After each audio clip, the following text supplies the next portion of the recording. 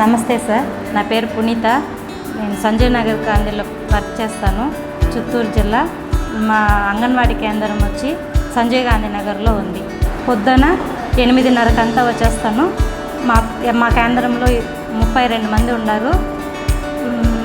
పొద్దున్న 8:30 వచ్చేసి పిల్లలకు వంట చేసి పెట్టుకుంటాను, పిల్లలు చూసుకుంటాను. సాయంత్రం 4 దాకా ఉంటాము, పిల్లలు పంపించే వరకు. మా స్కూల్కి వచ్చి గర్భవతులు 14 మంది ఉన్నారు, బాలింతలు 12 మంది ఉన్నారు.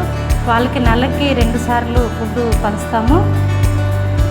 ఫస్ట్ టైం వచ్చి 13 కోడిగుడ్లు, 3 కేజీల బియ్యము, 1 కేజీ పప్పు, హాఫ్ లీటర్ ఆయిల్ ఇస్తాము, 5 లీటర్ పాలు ఇస్తాము. సెకండ్ టైం వచ్చి 5 లీటర్ పాలు,